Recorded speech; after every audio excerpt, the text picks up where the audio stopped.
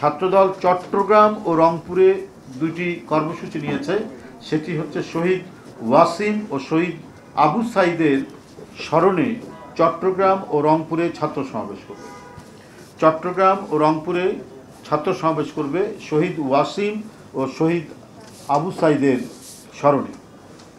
ছাত্রদল আরেকটি কর্মসূচি করবে জুলাই আন্দোলনের শহীদ ছাত্রদের স্মরণে একটা স্মরণ সভা করবে। এটি করবে টিএসসি ঢাকা বিশ্ববিদ্যালয়। এরপরে যেটি দোয়া মাহফিল অনুষ্ঠিত হবে, দেশব্যাপী মৌন মিছিল, কালোবাজ ধারণ এবং দোয়া অনুষ্ঠিত হবে 18 তারিখ শুক্রবার। এটি ওলামা দল করবে দোয়া অনুষ্ঠান এবং মৌন মিছিল, কালো ব্যাজ ধারণ এটি করবে হচ্ছে বিএনপি ঢাকা মহানগর উত্তর দক্ষিণ এবং সারা দেশে বিএনপি জেলা বা মহানগর কমিটি। গণ অভ্যুত্থান 2024 সেটা 19শে জুলাই। গণ অভ্যুত্থান 2024-এর বেসরকারি বিশ্ববিদ্যালয় যারা রয়েছেন, বিশ্ববিদ্যালয়ের শিক্ষক ছাত্ররা, তারা মানে সেই জুলাই গণ অভ্যুত্থানের উপরে তারা প্রোগ্রাম করবেন। গণ অভ্যুত্থান 2024-এ বেসরকারি বিশ্ববিদ্যালয় এই শিরোনামে। সেটা করবে Bashundhara convention centre. Bashundhara convention centre. এখানে চিফ গেস্ট থাকবেন আমাদের দলের ভারপ্রাপ্ত চেয়ারম্যান জনাব তারেক রহমান। বন্ধুরা, এরপরেই কৃষক দল এবং আমরা বিএনপি পরিবার শহীদদের নামে, শহীদদের ছোট ছোট প্ল্যাকার্ড সহ সেই গাছগুলোতে থাকবে। তারা প্রোগ্রাম করবে। তাদের কর্মসূচি হচ্ছে জিয়া উদ্যান, শহীদ জিয়া উদ্যান এবং সারা দেশে সেটা হলো স্মৃতিতে অম্লান গণ অভ্যুত্থান 2024-এর শহীদ জিয়া উদ্যান ও সারা দেশে তারা বৃক্ষরোপণ অভিযান করবেন। এটা করবে কৃষক দল এবং আমরা বিএনপি পরিবার, এরা যৌথভাবে এই প্রোগ্রামটা করবে শহীদদের নামে এবং গাছগুলোতে শহীদদের মানে ইয়ে সহ আর কি স্টিকার থাকবে, এটা মেটালিক মানে ইয়ে থাকবে আর কি, নেম প্লেট থাকবে। আচ্ছা, এটা জেলায় জেলাও অনুষ্ঠিত হবে। এছাড়াও জুলাই গণ অভ্যুত্থানে পেশাজীবীদের অবদান এই নিয়ে আলোচনা সভা করবে।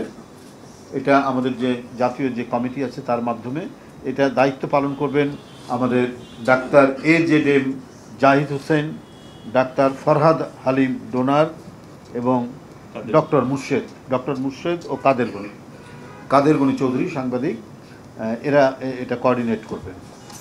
আচ্ছা, এরপরে 24 আন্দোলনে নারীদের অবদান শীর্ষক এই আলোচনায় অনুষ্ঠিত হবে 22 জুলাই। এটা মহিলা নেতৃবৃন্দ আমাদের যারা রয়েছেন তারা এর মধ্যে অন্তর্ভুক্ত থাকবেন। আর 28 জুলাই স্বেচ্ছাসেবক দল তারা বিভিন্ন কর্মসূচি নেবে। স্বেচ্ছাসেবক দলের যে সমস্ত কাজ, ধরুন এখন তো ব্যাপকভাবে ডেঙ্গু হচ্ছে, করোনা হচ্ছে, এই কারণে পুকুরে কচুরিপানা বা খালের কচুরিপানা পানি পরিষ্কার করা, এই ধরনের স্বেচ্ছাশ্রমের ভিত্তিতে যে কাজগুলো, এই ধরনের নানা কর্মসূচি তারা গ্রহণ করবে। এগুলো হয়তো পরে আপনাদের কাছে স্পেসিফিকভাবে জানিয়ে দেবে। আরেকটি হচ্ছে, আপনারা জানেন যে এই গণ অভ্যুত্থান জুলাইয়ের গত বছরের গণ অভ্যুত্থানে অনেক শিশুও আত্মহত্যা দিয়েছে। বাবার কোলে তার সন্তান, সেই বাবার কোলে এসে গুলিবিদ্ধ হয়েছে। তাই বন্ধুরা আমার, এই উপলক্ষে একটি অনুষ্ঠান হবে গণতান্ত্রিক পথযাত্রায় শিশু শীর্ষক একটি আলোচনা সভা, এর সাথে সাংস্কৃতিক অনুষ্ঠান, অন্যান্য বিষয়গুলো থাকবে। এটা সমন্বয় করবেন আমরা বিএনপি পরিবার এবং মায়ের ডাক তুলিরা। হ্যাঁ, আমরা বিএনপির সাথে মায়ের ডাক এরা থাকবে এর মধ্যে। তারপরে নারকীয় জুলাই আশুলিয়া থানার লাশ পোড়ানোর যে স্থান, জানেন যে 6 জনকে কীভাবে পুড়িয়ে মেরেছে, তার মধ্যে একজন জীবন্ত মানুষ ছিলেন, তাকে সহ তারা পুড়িয়ে মেরেছে। তো ওই এলাকাটাতে হবে কি বলে যে একটি অনুষ্ঠান করা হবে, একটি জনসভার মতো অনুষ্ঠান হবে। সেটা উত্তর বিএনপি এবং ঢাকা জেলা তারা এটি সমন্বয় করবে, যৌথভাবে এটা সমন্বয় করবে। আর 31 জুলাই আইনজীবী ফোরাম, জাতীয়তাবাদী আইনজীবী ফোরাম তারা একটি গুরুত্বপূর্ণ অনুষ্ঠান করবে। কারণ আপনারা জানেন যে গত বছর আইনজীবীরা বিশেষ করে তারা 15-16 বছর ধরেই অবিরাম মানে সংগ্রাম করে গেছেন। এদের অনেক নেতৃবৃন্দ গ্রেপ্তার হয়েছেন, অত্যাচারিত হয়েছেন, এবং আমরা যারা বারবার গ্রেপ্তার হই, অত্যাচারিত হয়, আমাদের পক্ষে আদালতে তারা লড়াই করেছেন। তারা একটা প্রোগ্রাম করেছিলেন গত বছর 31শে জুলাই, তার নাম ছিল মার্চ ফর জাস্টিস। এই শিরোনামে তাদের সেদিন একটি কর্মসূচি থাকবে কেন্দ্র এবং বিভাগীয় শহরে। এর নেচারটা কী হবে তারা সেটা পরবর্তীতে জানিয়ে দেবে। একটি পথনাটক অনুষ্ঠিত হবে, সেটা আমাদের যারা সাংস্কৃতিক সংগঠন যারা রয়েছেন বা যারা কনসার্ন নাট্যকার যারা রয়েছেন তারা এই জিনিসটি পথনাটক তারা তৈরি করবেন। এই শিরোনামে পালাবো না, কোথায় পালাবো, শেখ হাসিনা পালায় না।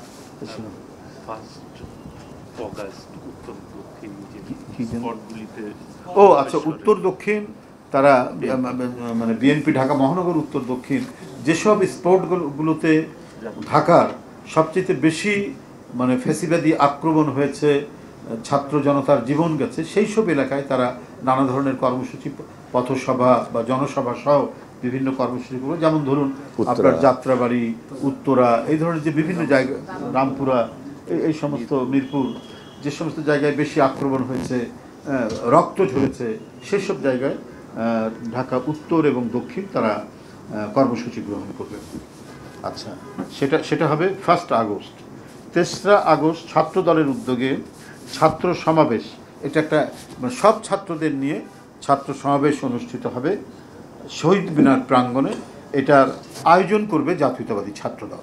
জাতীয়তাবাদী ছাত্রদল আয়োজন করবে, কিন্তু এটা হবে একটি মানে সাধারণ ছাত্রদের নিয়ে একটি বড় ছাত্র সমাবেশ। এছাড়াও যুবদল 4 আগস্ট যুবদল ফ্যাসিবাদ বিরোধী আন্দোলন ও আমার না বলা কথা, এই শিরোনামে তারা বিভিন্ন কর্মসূচি গ্রহণ করবে। এই কর্মসূচিতে কি কি থাকবে সেটা তারা পরবর্তী পর্যায়ে আপনাদের কাছে জানিয়ে দেবে। আর 6 জুলাই গণ অভ্যুত্থানের বিজয় দিবস, বিজয় মিছিল করা হবে 6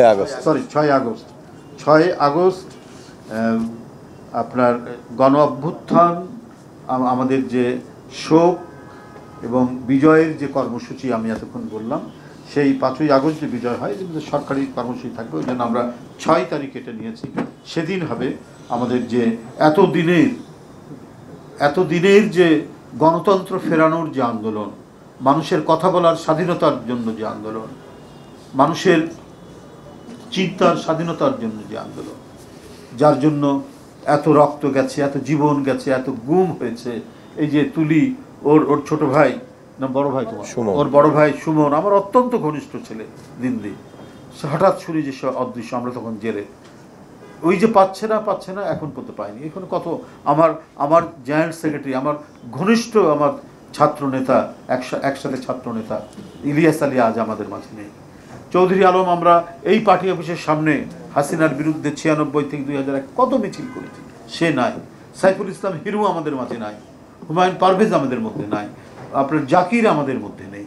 এরকম অসংখ্য তরুণ, যুবক এবং জনপ্রতিনিধিরা আজকে অদৃশ্য হয়ে গেছে। বন্ধুরা আমার, তো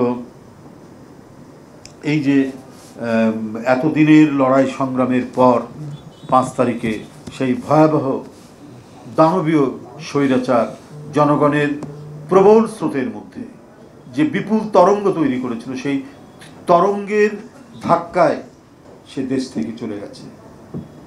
সুতরাং এই হচ্ছে আমাদের কর্মসূচি। বন্ধুরা আমার, হ্যাঁ না, আমরা মানে 30 জুনের 1 তারিখ, মানে এটা 1 জুলাই হবে, 12টা 1 মিনিট, মানে তো 1 জুলাই পড়ে গেল।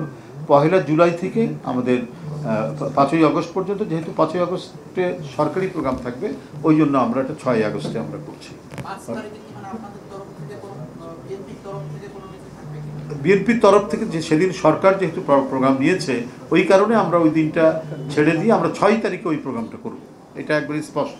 তো বন্ধুরা আমার, এই হচ্ছে আমাদের কর্মসূচি। আপনারা জানেন যে 1 তারিখে 1 তারিখে যে আমাদের যে 1 জুলাই পহেলা জুলাইয়ের যে উদ্বোধনী যে প্রোগ্রামটি হবে, সেখানেও প্রধান অতিথি হিসেবে উপস্থিত থাকবেন আমাদের 24-এর যে আন্দোলনকে সুসংগঠিত করা, শক্তি যোগানো এবং জনগণকে উদ্বুদ্ধ করা দলের নেতাকর্মীদেরকে গতিশীল করে লক্ষ্যবস্তুতে হানার মন্ত্রণা যিনি দিয়েছেন, নেতৃত্ব যিনি দিয়েছেন, আমাদের সেই নেতা বিএনপির ভারপ্রাপ্ত চেয়ারম্যান জনাব তারেক রহমান সাহেব, তিনি সেই আলোচনা সভায় প্রধান অতিথি হিসেবে উপস্থিত থাকবেন। বন্ধুরা আমার, এই আমাদের কর্মসূচি আমরা প্রথম বর্ষপূর্তি করতে যাচ্ছি।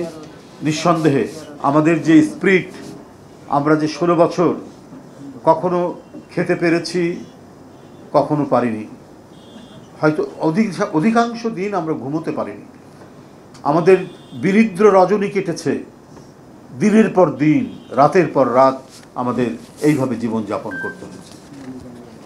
আজকে এই কারণে আমি বলি, অনেকে বলছেন যে কি বলে জুতার মালা পরানোর জন্য নাকি মায়া কান্না হয়, যে গুম টুমের জন্য।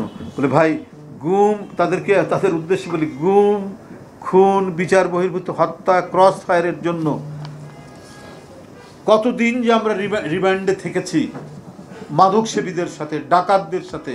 আমরা রাজনীতিবিদরা ব্রিটিশ আমলেও একটা আলাদা মর্যাদা পেত, শেখ হাসিনার পুলিশ প্রশাসন সেই মর্যাদাটুকু আমাদেরকে দেয়নি। আমাদেরকে ন্যূনতম যে একটু আলাদাভাবে যে রাখা, আমাদের রাজনৈতিক কর্মী, নেতা যারা অধিকাংশ এমপি ছিলেন, বিভিন্নভাবে গুরুত্বপূর্ণ বিভিন্ন দায়িত্ব পালন করেছেন, বা ছাত্র রাজনীতি থেকে সবাই উঠে আসা, ন্যূনতম তারা মর্যাদা দেখায়নি। দেশ ছিল তার পৈতৃক সম্পত্তি, দেশ ছিল তার পরিবারের একচ্ছত্র অধিপতি, তার ছেলেমেয়েরা ছিল একবারই রাজপুত্র রাজকন্যার মতো এই দেশকে চালিয়েছেন, এবং ইচ্ছা মতো জনগণের টাকা বিদেশে পাচার করেছেন, ইচ্ছা মতো তারা বিলাস বৃত্তে বৈভবে মশগুল থেকেছেন। এবং তাদের যে ঘনিষ্ঠজনরা, তারা শুধু দেশের সম্পদ শুধু লুটি করেননি, বাইরে পাচার করে তারা যাতে তাদের উত্তর প্রজন্মরাও যাতে সুখে শান্তিতে নিবৃত্তে থাকতে পারে, সেই কাজ তারা করার চেষ্টা করেছেন। এই কারণে দুবাইয়ে দেখা যাবে অধিকাংশ সুরব্য অট্টালিকা দেখা যাবে আওয়ামী লীগের কোনো নেতা, অথবা কানাডায়, অথবা সিডনিতে, অথবা পৃথিবীর যে কোনো মনোরম রাজধানীতে অনেক সুন্দর সুন্দর বাড়িঘর হচ্ছে তাদের। কারণ জনগণের পকেট কেটে, জনগণকে দলিতবথিত করে তারা এই টাকা নিংড়ে নিয়ে আপনার বাইরে তারা পাচার করে দেশটাকে আজকে ফোকলা করে দিয়েছে। অদ্ভুত লাগবে। শেখ হাসিনা প্রায় বলতেন, আমার কোনো সম্পদ নেই, আমার কিছু নেই, আমার কোনো টাকা পয়সা নেই।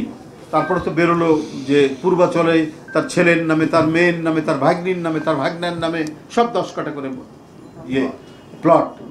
এখন বেরোলো দুদকের তদন্তে শেখ হাসিনার কোথায় কোথায় সম্পত্তি কি রেখেছেন একবারে স্পষ্টভাবে আজকেই খবরের কাগজে আছে। দেখেন কি করেছে, মিথ্যা কথা দিয়ে, মানুষকে হুমকি দিয়ে, ভয় দেখিয়ে, প্রবঞ্চনা করে 16 বছর ধরে তারা ক্ষমতায় ছিল। তাই বলি যে আমরা সকল অত্যাচারীর বিরুদ্ধে আমরা কখনোই আমাদের কণ্ঠকে নিস্তব্ধ রাখিনি যখনই সুযোগ পেয়েছি। এবং এটা করতে গিয়ে আমাদেরকে বারবার গ্রেপ্তার করা হয়েছে, বারবার মৃত্যুর মুখ থেকে ফিরে এসেছি, রিমান্ডে দিনের পর দিন, মাসের পর মাস রিমান্ডে আমরা রেখেছি এই সমস্ত প্রতিবাদ করতে গিয়ে। কিন্তু তারপরেও আমরা বলবো যে শেখ হাসিনা যে কাজ করেছে, তার আইন শৃঙ্খলা বাহিনী, তার যুবলীগ ছাত্রলীগ যে কাজ করেছে, আমরা সেটা করব না। আমরা কোনো মানুষকে অপদস্থ হোক সেটা করব না। মানুষের অপরাধ থাকলে আইনসঙ্গতভাবে তার বিচার হবে, ন্যায্য বিচার হবে, সে যাতে উপযুক্ত বিচার পায়। কেএম হুদা, রকিবুল হুদা, হাবিবুল আউয়াল, তারা গণতন্ত্রকে ধ্বংস করেছে, তারা গণতান্ত্রিক প্রতিষ্ঠানকে ভেঙে চুরে তছনছ করে তার উপর দাঁড়িয়ে শেখ হাসিনার ক্ষমতাকে একবার চিরন্তন করার জন্য, পার্মানেন্ট করার জন্য চেষ্টা করেছে। এটা শুধু আমরা ঘৃণা জানাই না, এদের বিচার হতে হবে অবশ্যই, তবে সেটা আইনসঙ্গতভাবে, সেটা অবশ্যই আইনি প্রক্রিয়ার মাধ্যমে। যে আঘাত আমরা পেয়েছি সেখান থেকেই শিক্ষা নেব যে না, শেখ হাসিনা যে পথ দেখিয়েছেন সেই পথে আমরা যাব না।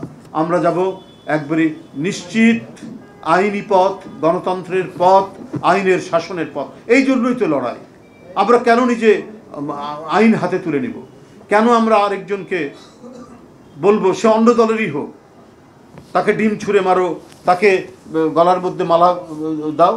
সে অপরাধ করেছে, তার ন্যায্য বিচার হোক, তার শাস্তি হওয়া উচিত, অবশ্যই তার শাস্তি হতে হবে। কারণ গণতন্ত্রের ধ্বংসকারী এবং অবাধ সুষ্ঠু নির্বাচনকে সে দিয়েছে, কি বলে যে মাটি চাপা দিয়েছে, নিশ্চয়ই তার অবশ্যই বিচার হতে হবে। কিন্তু এর জন্য এইটা আমরা বলবো না যে লেলিয়ে দিয়ে মানে রাস্তার মধ্যে বেআইনিভাবে তা করতে হবে, আঘাত করতে হবে, কিছু করতে হবে। এটা আমরা কোনোদিনই এই জিনিসটা আমরা বলবো, কখনো করতে দেবো না। যার কারণে আপনারা দেখেছেন আমাদের কত ত্যাগী নেতাকর্মী তাদের অনেক ত্রুটির কারণে, বা অথবা কেউ বিএনপির নামেও অনেক যে বেআইনি যে কাজগুলো করছেন, কাউকে রক্ষা করা হয়নি। 4000 5000 নেতাকর্মীকে নানাভাবে শাস্তি প্রদান করা হয়েছে। আমাদের কষ্ট লাগে, কিন্তু তারপরেও এটা করতে হয়েছে যে পার্টি যাতে সুশৃঙ্খলভাবে, সুসংবদ্ধভাবে পরিচালিত হয়। কেউ যেন না বলে যে বিএনপির ছেলেরা কোথাও কোনো অন্যায় কাজ করছে। এই কারণেই তো আমাদের দলের ভারপ্রাপ্ত চেয়ারম্যান এবং দল এই সাংগঠনিক পদক্ষেপগুলো নিয়ে তারা কাজ করছে। আমি আপনাদেরকে আন্তরিক ধন্যবাদ জানাই, এবং আপনারা আমাদের এই কর্মসূচি বাস্তবায়নের ক্ষেত্রে মিডিয়া, গণমাধ্যম আমাদেরকে সার্বিক সহযোগিতা করবেন। কারণ আমরা মনে করি যে কোনো ধরনের আপোষ এবং কোনো ধরনের সুযোগ নেওয়ার কোনো বাসনা ছাড়াই একমাত্র আদর্শিক কারণে, গণতন্ত্রকে ফিরিয়ে নিয়ে আসার কারণে দেশনেত্রী বেগম খালেদা জিয়া এবং ভারপ্রাপ্ত চেয়ারম্যান তারেক রহমানের নেতৃত্বে বিএনপির সারা বাংলাদেশের লাখ লাখ নেতাকর্মী নিজের জীবনে মামলা নিয়েছে, ঘর থেকে পালিয়ে থেকেছে, বাঁশঝাড়ের মধ্যে জীবনযাপন করেছে, ধান ক্ষেতের মধ্যে সারা রাত শুয়ে থেকেছে, মশার কামড় খেয়েছে, তারপরে কেউ আত্মসমর্পণ করেনি। সেই দল হচ্ছে বাংলাদেশ জাতীয়তাবাদী দল। সুতরাং আপনারা আমাদেরকে সহায়তা করবেন এবং আমরা যাতে আমাদের কর্মসূচিগুলি আমরা বাস্তবায়ন করে যেতে পারি। আপনাদের সকলকে ধন্যবাদ। খোদা হাফেজ।